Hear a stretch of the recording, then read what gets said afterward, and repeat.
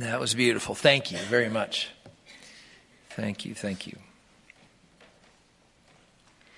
The Gospel of John, chapter 9, that's our text today. If you'd care to take a Bible and turn back there.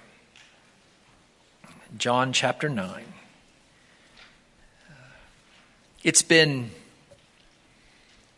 at least 5 or 6 years now that, 5 or 6 years ago, that I first heard the term adulting. I don't know if it's been officially accepted as a real word yet, adulting. I don't even know who's in charge of accepting it as a real word, but my spell checker still underlines it in red, so I'm guessing not. Still, the concept is very real. It used to be called simply growing up, or taking responsibility, or reaching maturity. And a big part of that was learning, usually from an unpleasant experience, the fundamental lesson that life is not fair. When we're young, idealistic, we want to believe in some absolute fairness about life. How many parents, how many grandparents, how many teachers have heard young and maybe not so young children in that whiny voice they sometimes have, cry out something like, "But that's not fair." It's only when we adult successfully, when we grow up in mind and emotion, that we realize and actually come to appreciate the fact that life is about more than fairness and justice.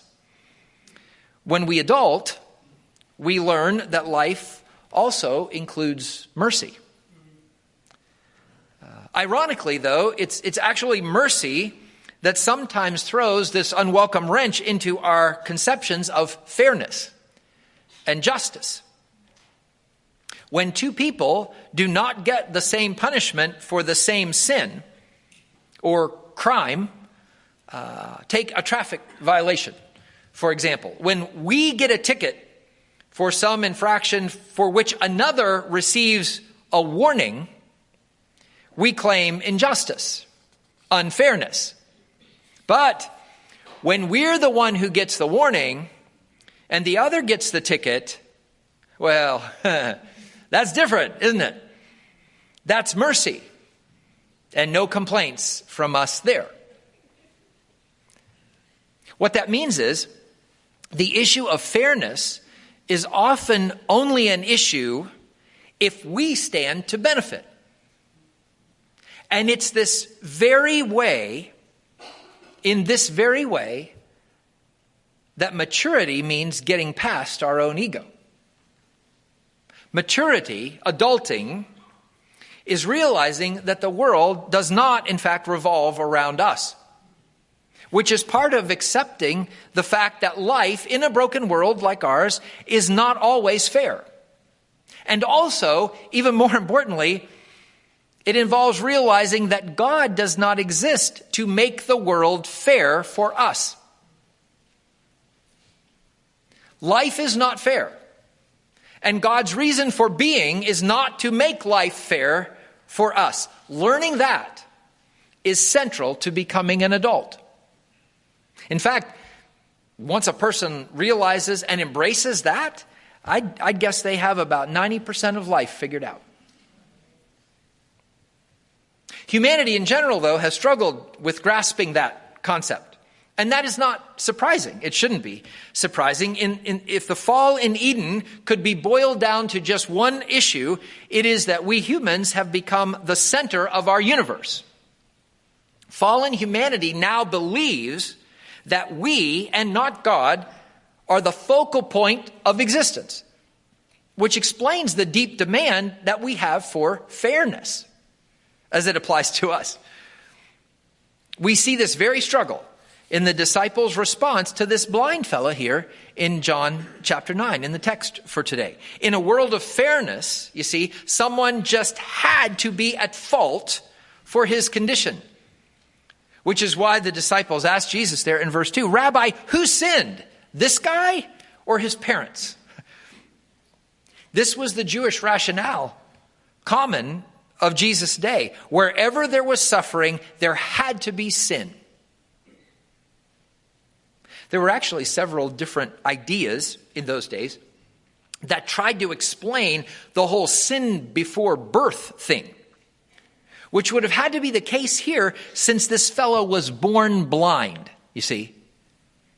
One of those ideas was that God was sort of preemptively punishing the sin that God knew the guy would commit later in his life. Another was the belief that babies, before they're born, can think sinful thoughts in the womb. And still another idea was of the pre-existence of the human soul, the idea that souls existed before the world's creation somewhere, where they waited to enter into a body. So it would have been there in that place, wherever that place was, that this guy committed some sin that would cause him to be born blind. Those are just some of the ideas. But you see the demand for fairness in all of that? Beyond those, the only other option they could think was to believe that this fellow's parents must have sinned. And that's an idea they probably took from passages like Exodus 20. In verse 5, the second commandment, it says that though God blesses to 1,000 generations those who keep his commandments, God lays the sins of parents upon the children to the third and fourth generations. Now, of course, we don't deny that that does happen. You know, if a man is a terrible father, for example, if he's abusive and neglectful and dominating or whatever, his children will almost certainly suffer from both that poor behavior and that poor example, which also gives them the potential to inflict pain on ones that come after them. We understand how that works. If a woman abuses her body while she is pregnant, that child will more than likely suffer because of her sin, her poor choices, her carelessness. That is simply the way God made the world to work. We are intertwined with one another in those ways, and the effects of our sin are always wider than we think they are, that we realize. But the question is it true every time? Does fairness demand the incontestable formula that a certain sin be responsible for a certain suffering? No. And that's because of mercy. Mercy, God's mercy. That is what Jesus declares here in verse 3. This blindness is not the result of either the sin of this man or of his parents. Hardships and suffering do sometimes come generationally, but not always. And that's because sometimes there is fairness operating in our world, and sometimes there is mercy. There was no suffering in the world before the fall. So sin, in that way, is the reason for all suffering. And actions always have consequences. Good things often come from good actions, and bad things often come from bad actions. But that is not absolute, is it? That's not inevitable. Sometimes true kindness is met with absolute rejection in our world. And sometimes criminals get away with the crimes. We can't always point to specific sins to explain specific sufferings. It's not that simple. Like Tom Wright says, the world is stranger and darker and more mysterious than that. In fact, the Bible tells us that there can be many reasons for specific sufferings. The book of Job, for example, is an extended argument against this very sort of one-for-one sin for suffering parody. Job's counselors insist that Job was suffering for some sin that he must have committed and that he needed to repent of that. And Job challenged their view. He said, no, that's not the fact. And God supported Job. In the New Testament, we're told the Apostle Paul struggled with some sort of malady. A thorn in the flesh is what he calls it. And yet Paul concludes that it was there not because of some sin of his, but so that God's power could overshadow Paul's own limitations. So Paul could claim that it was God's power, not his power, that accomplished the amazing things that the Apostle Paul accomplished. You see, we're not given a simple answer. Jesus does not give us a simple answer as to why one person seems to experience justice and another mercy, because there is no simple answer to it that we can understand with our limited conceptions anyway. All we know from Jesus here is that the presence of suffering in our lives does not necessarily mean the presence of some specific personal sin. Now, at the same time, regarding the issue of the sins of our family, our forebears, causing our affliction, we are also given a firm word, not only from Jesus here, but also from the prophet Ezekiel. 600 years or so before Jesus' day, in Ezekiel's day, it was considered absolute that children would suffer for their parents' sin. A common parable in that day was the fathers have eaten sour grapes and the children's teeth are set on edge. You get the, in your mouth. It's a direct link. That's what they believed. And yet Ezekiel comes along, this prophet, and he declares that in the time of the new covenant, this idea is no longer valid. Ezekiel says rather that the one who sins, not the family, not the forebears, not the ancestors, the one who commits the sin, that's the one who would bear its eternal consequence. This is the declaration, the announcement of individual accountability before God. And Jesus agrees.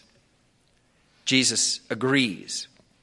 So what that meant for the blind man, it was certainly not the sins of his family that he was bearing in his blindness. And it was not his own.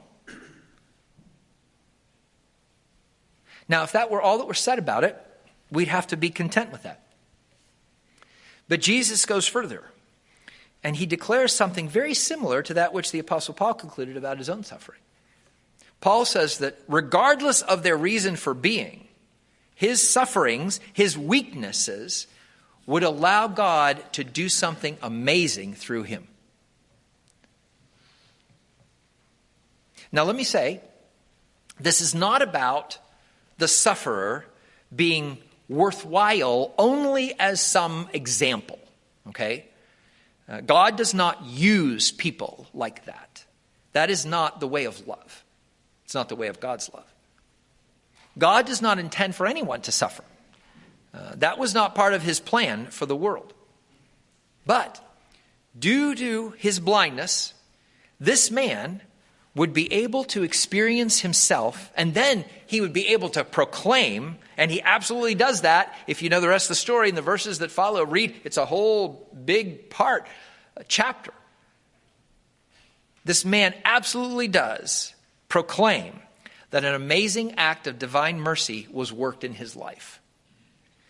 And it was a mercy that has worked on in our world. You know, it is no coincidence that what God did for this fellow 2,000 years ago plus, we are reading it today. And many others have read this. Through the ages past, what Jesus did was a mercy that, as it is retold and retold and retold, it has brought countless people to faith and hope and boldness and courage. Courage. This man's blindness wasn't because of his own sin. It wasn't because of the sin of his family. But Jesus used it to display God's love and compassion, as well as his own mercy and his own power. And you see, being willing to accept that God always has more going on in our world and in our lives than we can see. God always has more going on in our lives, more than simple formulas can ever explain. That is adulting. That is maturing in faith. God is always about more. There's a mystery to it, and that's part of it too. God is always about more. He always has more going on than we can see with our eyes, than we can perceive with our comprehension, which is but one of the many reasons that God, and not any human being, is the centerpiece of our world. Okay, so what does that mean for us regarding a clean slate? A new start, the whole theme of this series of messages. Well, it means that because of Jesus, there is far more than fairness or justice going on in our world. There is also mercy, and that mercy is available to us. That means that we are not trapped by our own or our family's pasts and sins and shortcomings. It means that our future, what is written on our slate, is not determined by what other people have done. A clean slate before God is possible for every single person, no matter what our parents did, our grandparents did, our great-grandparents did, what they were like, the stuff that they did, that even at times trickles down to us. You and I, we are not trapped in a world where our past sins or the sins of other people determine our destiny and our reality. Will you see that? Will you believe that? And will you claim that as the truth of God for you? That's what Jesus wants to know, and that is how faith becomes mature. You see, the unadulterated, if you will, the immature and the childish say at every turn, pity me. Life has been unfair to me. I'm a victim. Someone else has written on my slate and I can't do anything about it and I can't erase it and I'm forced to live with it. Now, I'm not saying that people are not sometimes victims, certainly. And sadly, people are victimized in our broken world. But in Jesus, we have the opportunity for mercy. In Jesus, because he is forgiving of us, not only can we be forgiven, we can also forgive ourselves. We can forgive those who have wronged us. We can move past the effects of our own and others' sin committed against us. And we can find real divine power for transformation. All of that is part of the redemption that Jesus came to bring. So why don't more embrace the healing? Why don't more people embrace the freedom that Jesus wants to give? Why don't more people who even claim to follow Christ embrace the freedom that Jesus wants to give? Well, one reason is that there is a certain ease and comfort in resting in one's victimhood. There's a comfort in saying, well, I just can't do anything about myself. I can't do anything about my situation. And a lot of people just choose to remain right there. A lot of people in our society today don't want to hear that they can be different. That in Jesus they can rise above even long established personal or family life trajectories. They can do something different. A lot of people in our society enjoy being victims and receiving the sympathy and being able to have an excuse. The excuses that victimness brings to life. The fact is, our society, our government even, in many ways, does many things to encourage victimhood. With all of its programs that are available to people with little more than a person's claim. Well, I feel this. Oh, here. Well, then you must be this. Between the fall and our society, We are immersed in a culture that coddles victims. Because generally speaking, our culture, our society, does not believe that any sort of deep transformation is possible. We're left to merely bear people along. Because since we don't believe in God, we don't believe any real transforming power exists. We've dismissed the idea of divine mercy. So we're left to just struggle along with fairness. This is why it takes a certain maturity to accept the fact that not only do we not have to be victims of our own past choices or the choices of others, but in fact Jesus calls us out of victimhood. He calls us to a higher ground. All of us, every single person on earth, Jesus died and Jesus calls to a higher, better, freer, cleaner place than we occupy just now. He wants to do more in my life. He wants to do more in your life. He wants to do more in everybody's life. If we would just say yes to him, no matter what our issue, and no matter its cause or its source. If we would say yes to him, we can become, just like this blind man became, a force for Christ. A living representative of mercy to our world, who will be confused by it when they see it, just like they were. Well, that couldn't have happened. How'd that happen? Well, God did this for me. Well, that couldn't have happened. Well, but it did.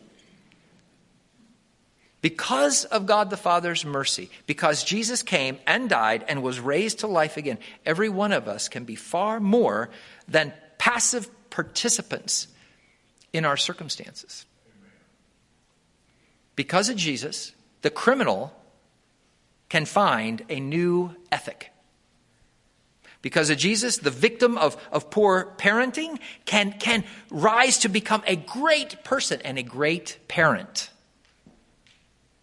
Because of Jesus, the drunk can be sober. Because of Jesus, the addict can be freed. Because of Jesus, the liar can speak truth. And the profane can be pure. The abused can be restored. Because of Jesus, the trajectory, the aim, the path that maybe we or maybe our family put us on in days past, that can be changed. It can be changed. No matter what the cause of the suffering in our lives, because of Jesus, the dirty slate really can be made clean. If we will. If we will. If we will adult out of the victim mentality and give our situation to Jesus. He's the path out. He's the way. And he's the truth. And he's the life. So are you looking for a clean slate this morning? I wonder. Are you looking for a clean slate? Are you looking for a way out of some sort of bondage? Would you want to ask Jesus to give you a clean slate this morning? He hopes you will. He hopes you will. He would love to do that for you. Jesus, we know your character. We know your character of love. And we see time and again, not just in Scripture, but in our own lives and histories and pasts, and in the past of your church, in days past, in places near and far away where you have done remarkable works. You have delivered people, you have cleaned the slates of people who found themselves in just horrific circumstances. And you stand ready to do that again. Jesus, if there is one or two, a handful of people, maybe a lot of people here this morning that desperately want a clean slate and felt like there was no hope for them at all because of what they have done, because of what maybe their family has done, just because because of the brokenness of our world. Nothing specifically caused it. Lord, would you give us the faith and the courage to come to you and simply ask, Jesus, will you clean my slate? If you'd like to ask Jesus that, you can do that in your seats. You can do that at the altar here.